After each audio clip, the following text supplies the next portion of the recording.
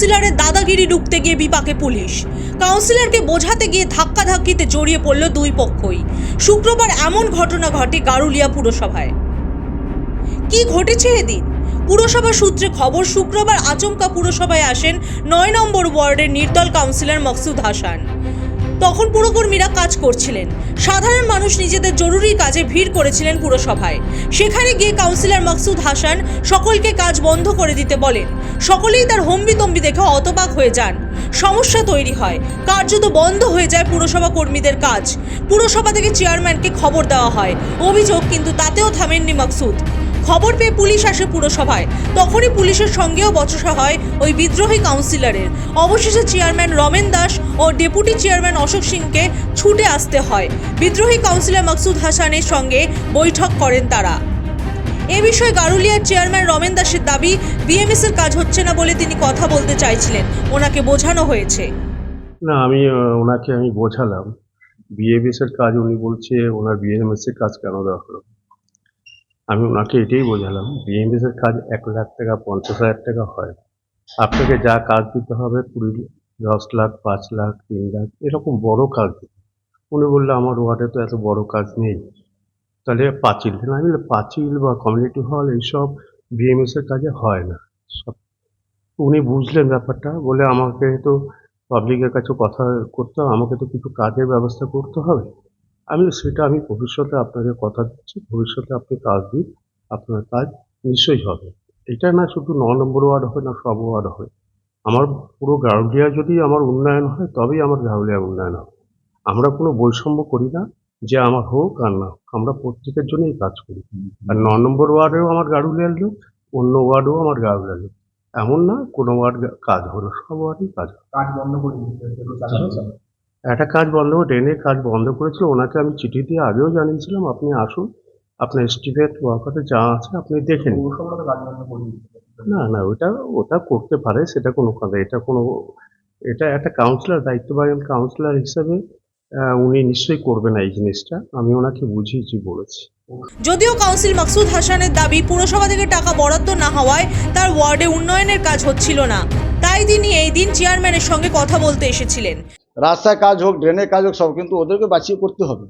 তারপরে আমি যখন এটা বললাম, তো চেয়ারম্যান আমাকে একটা লেটার দিল যে তুমি ওইটা কাজ করতে দাও। তাই বলে কাজ করতে দাও, দেখতে হোক, কী করে দেখবো আমি? আমাকে তো কোনো শিডিউল আমার কাছে নেই। আমার ওয়ার্ডে কাজ হবে কোনো, এটা আমাকে বলেননি ডেকে।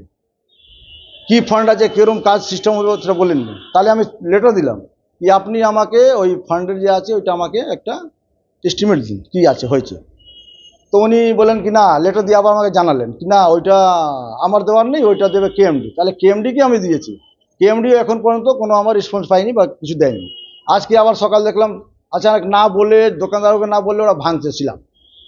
তাই বলে কাজ করবে যা করবে, কিন্তু বিনা বসে বিনা কিছু করলে তুমি কী করে করবে? তারা তো ডিক্টেটরশিপ চালাচ্ছে, যা পারবে করোড়ো করোড় টাকা কাজ হবে। আর রাস্তা খারাপ আছে লাখো লাখো টাকার, সেটা হবে না। 1 করোড় হচ্ছে, তার মানে কি আছে? বিনা জানানো এটা কাজ হচ্ছে, কেন হচ্ছে? সিস্টেমের বাইরে হচ্ছে কি হচ্ছে না? আমরা কনসেপ্ট আমাদের জানানো দরকার। ফান্ড এসছে, বিএমএস এর ফান্ড এসছে, সেই ফান্ডটাকে কনভার্ট করে দেওয়া হয়েছে। আমাকে একটাও পয়সা দেয়নি আমার ওয়ার্ডে। এরা সব নিজে কী করেছে। আমি চেয়ারম্যানকে বলেছি বোর্ড মিটিংয়ে এসে, 31 তারিখ আমি বোর্ড মিটিংয়ে আসি না, একবার এসেছিলাম, আমি দেখলাম কি পুরো মিটিং হচ্ছে, আমি ঘুষলাম 4টের সময়। বললাম চেয়ারম্যান সাহেব আমরা চেয়ার হ্যাঁ बैठने का कि आप फेंक दिए। তো চেয়ারম্যান বলছেন কি না আপনি আমার ঘরে বসেন, আমি এখন পার্টি মিটিং করছি। আমি বললাম এটা বিচারের ঘর, ন্যায় ঘর, মন্দির, এখানে ন্যায় বিচারের কথা, এখানে পার্টির কথা হয় না। আমি বলে আর 20 টাকার জন্য যা বাড়িয়েছিলেন সার্ভিস চার্জ নেওয়ার জন্য, আমি বলে ওই সার্ভিস চার্জটা আপনাকে নিতে হবে না বলে আমি গেলাম। বললাম আর এই বোর্ড মিটিংয়ে আমি আসবো না, যখন দেখবো কি না লোকের জন্য লোক প্রতারিত হচ্ছে হচ্ছে, তাহলে আমি বাধ্য হয়ে আমি বোর্ড মিটিংয়ে আসবো। আর সেই যা বলার আমি বলবো। আমি 31 তারিখে বোর্ড মিটিংয়ে এসেছি, আমি 3টে কথা লিখে দিয়েছিলাম। 3টে কথা लिखेছিলাম আমি कि একটা कि जो बीएमएस के जो फंड है वो सभी में क्यों नहीं इक्वल बटा। दूसरा बात बोला कि आप मन चाहा आप बोर्ड में आते हैं और जो है आप एम्बुलेंस में, रतेश्वर घाट में, कल पानी में, हर जगह आप पैसा बढ़ा देते हैं। सुनिए আমি তো এসে বললাম, আমি তো বললাম, বেশি তো বললাম, ये सब बढ़ाए जो लिखे है ये अन्याय है, अत्याचार है, लोगों पर जुल्म है। उसके बाद आप जो है पैसा कलेक्ट करने के लिए सभी पर जुल्म करते हैं, अत्याचार करते हैं। और एक लेबर जो है लेबर गारोलिया म्यूनसिपैलिटी का लेबर जो है 250 रुपया में काम करता है, नर घिसता है। चेयरमैन साहब उसके लिए क्या सोचे, इसका कोई जवाब नहीं। और बोर्ड मीटिंग में जो भी हम प्रतिवाद करते हैं उसका कोई नेक्स्ट एजेंडा में आता नहीं है। तो ये जुल्म नहीं है, अत्याचार नहीं है, तो क्या है? प्रतिवाद करना चाहिए, हम प्रतिवाद कर रहे हैं, हम लड़ाई नहीं कर रहे हैं। अगर लड़ाई करेंगे तो हम लड़ाई भी करेंगे, उससे कोई शिकायत नहीं है, कोई डर नहीं है।